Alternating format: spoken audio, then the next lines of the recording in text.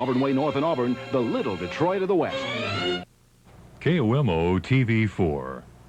The following is a rebroadcast of KOMO-4 News. You're watching KOMO-4 News, the Northwest News Channel, with Ted Warren and Rick Meter with sports. Now, live from Seattle, KOMO-4 News, Sunday.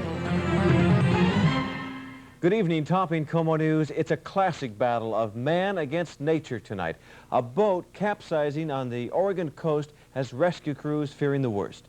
3 people are still believed trapped inside this 58-foot fishing boat, the Miss Dana out of Astoria. Heavy swells boosted the surf today, frustrating the Coast Guard's lifeboats trying to get closer to the capsized vessel. It's just been too rough for divers to be in the water, although one did make it to the boat. We did have some of the local divers down volunteered to help, and were able to get down one time. And we thought at first that we very possibly had somebody still inside, and we're still going under that assumption. Tonight, the Coast Guard can only watch the scene from shore, hoping the surf calms down in the morning. After searching much of the day, local Coast Guard crews are calling off the hunt for a 25-year-old Puyallup man missing in the waters near Tacoma. The man apparently fell overboard about 5 o'clock yesterday evening. He was last seen stepping out of the cabin of the 40-foot boat and onto a narrow walkway. He disappeared without a trace.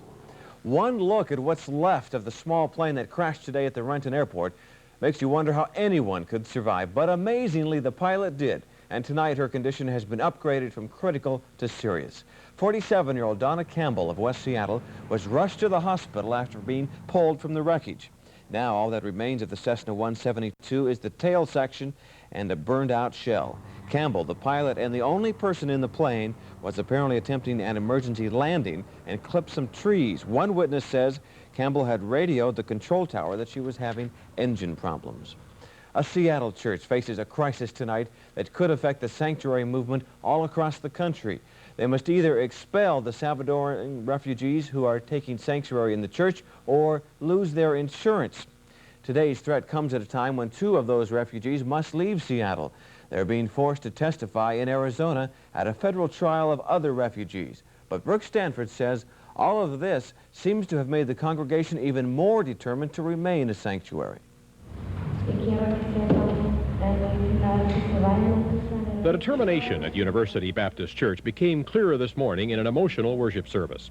Elba and Pilar Lopez were promised the prayers, emotional and legal support of the congregation, and their lawyer stood up to say thank you. It has been a great privilege for me to work with people who understand how to put love into action in a community and who recognize that that community does not stop at our national borders. The church believes the refugees face certain death at home, but U.S. policy opposes the sanctuary movement.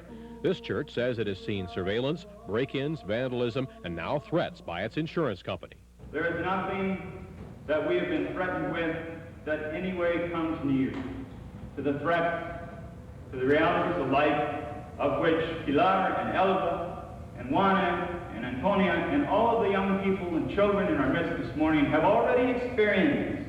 As the congregation laid hands on the 2 refugees, they pledged to continue protecting refugee families as an act of love, despite the price they may have to pay. Brooke Stanford, KOMO News. Time to shift gears now. Rick Meter has sports next. Seattle against Portland tonight. In hockey, this rivalry goes way back. The trouble is, Portland usually wins. But not tonight. The Thunderbirds beat the Winterhawks. We'll have highlights. An indoor soccer shootout in Tacoma, NBA All-Stars. College basketball, the Cougars lose to UCLA despite this amazing shot at the end.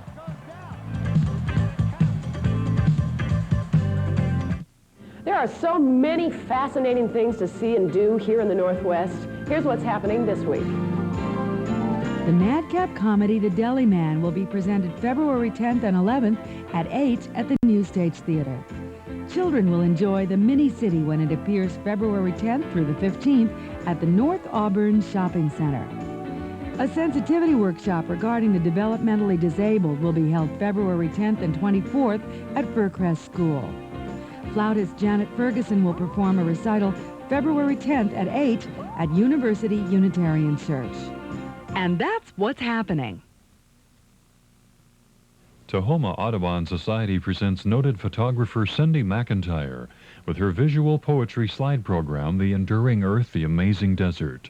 February 26th, 7:30 p.m. in the Chris Knutson Hall of Pacific University in Tacoma. $2 at the door. Call 759-0997 for more information.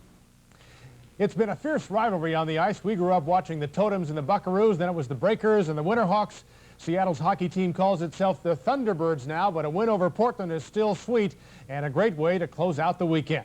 The Winterhawks lead the Western Division of the Western Hockey League. They took the lead in tonight's game with 2 goals in the first period.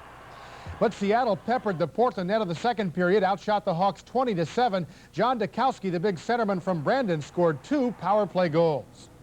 The Winterhawks got one in between, but then the T-Birds tied it on another power play goal. Craig Indine's shot was blocked, but he poked the rebound through the legs of keeper Chris Eisenhart. Seattle won it with 4 goals in the final period. Scott Neely got the game winner. Malene, Bechtold, and Bernard the others as the Thunderbirds prevailed 7-4.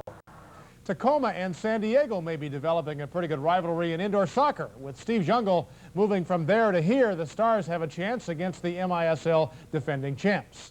The Sockers were in Tacoma. It didn't take Jungle long to say hello. He scored the first goal for the Stars off a rebound just a minute 38 into the game. Stars took a 2-goal lead. Then the Sockers found the net, tied it at 2. It was 4-4 at halftime. It was a stair-step game. The Stars would take the lead. Then the Sockers answer. Gary Heel had 2 for Tacoma. Finally, it was tied at 7. The Stars had a man advantage, but it was San Diego that scored and won the game 8-7. Brian Quinn got the game-winning goal. Magic Johnson said it best, there are no losers in the NBA All-Star game. Only one team wins, but for the Stars and stargazers, it's how they play the game. And oh, how they play the game. Nothing at all like that fellow Naismith had in mind about 100 years ago. Here's James Worthy. Dominique Wilkins lost his dunk title, but Spud Webb wasn't in the All-Star game. Wilkins was.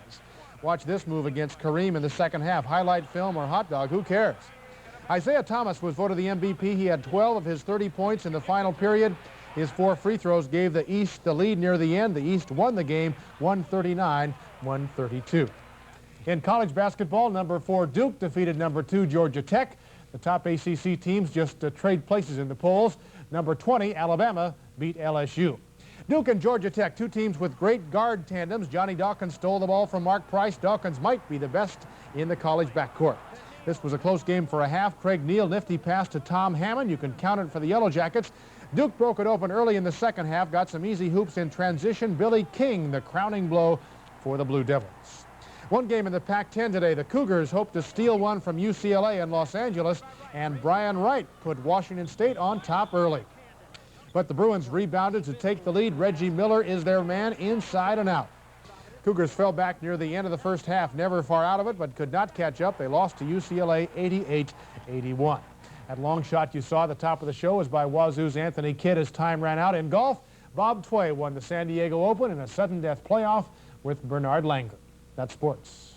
Thank you very much, Rick. And coming up, find out if you'll need a jacket or just a sweater tomorrow. And get in on some of the weekend celebration as the Year of the Tiger comes roaring in.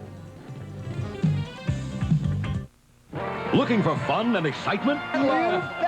Is trivia your favorite pursuit? What do the letters IQ stand for, Stan? Intelligence quotient. Looking for thousands in cash and prizes? You did it, John. You got it all. This is the show for you. Join the fun, action, and excitement on America's favorite game show. This is the one with the big money. This is Sale of the Century. Monday through Friday at 4 on KOMO-TV 4. Hello, I'm Jay Leno, and I'm guest hosting for Merv Griffin. Join me and my guest, Ed Asner. Obviously, Mary Tyler Moore was a tremendous role because that's, But I never played that role. No. Leo Bascalia. Telling them, you know when they tell them, when the poor lady's laid out in the casket, they say, I love you, honey. Well, who cares? Tell them when they're there. Go in the kitchen, grab her. Say, I love you. The Merv Griffin Show, weekday mornings following Good Morning America. Most areas in our state saw partly sunny conditions today, wrapping up a pretty nice weekend. But a few areas were stuck with some persistent clouds, and that could be a hint of things to come. A weather system moving south from Vancouver Island is now going to play more of a role in our weather. Tonight, expect increasing clouds, not quite so cool. Lows will be in the low 30s. Tomorrow, morning clouds could give way to some partly sunny conditions. And tomorrow night, a slight chance of showers. Again, lows will be in the 30s. The extended forecast is nothing to cheer about unless you were tired of the blue sky and occasional sunshine. It looks like we can expect gray skies and an increasing chance of rain through the middle of the week. Temperatures will remain cool.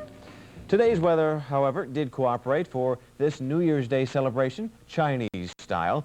Seattle's Chinatown was brimming with activity as the traditional lion dance ushered in Lunar Year 4,684. That's the year of the tiger.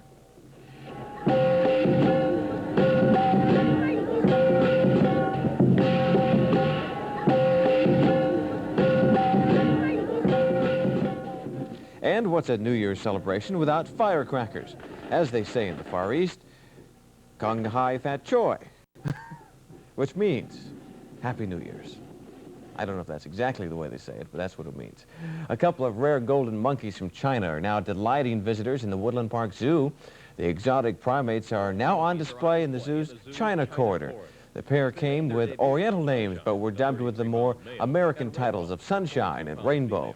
The delegation that brought them from China is also getting a taste of how we in the Pacific Northwest live. And that taste includes a sampling of local cuisine. Tonight's fare is Italian, but the owner of the accommodating restaurant, Danny Mitchell, has something else to show the visitors from the Far East. Danny loves monkeys too, and he has quite a collection.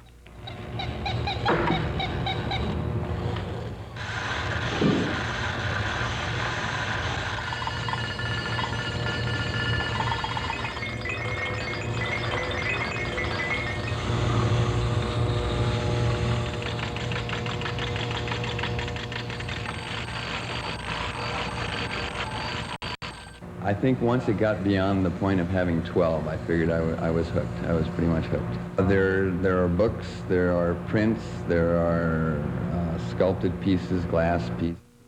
Danny says all that started from a garage sale about 8 years ago. Thank you for watching tonight. We hope you've had a pleasant weekend.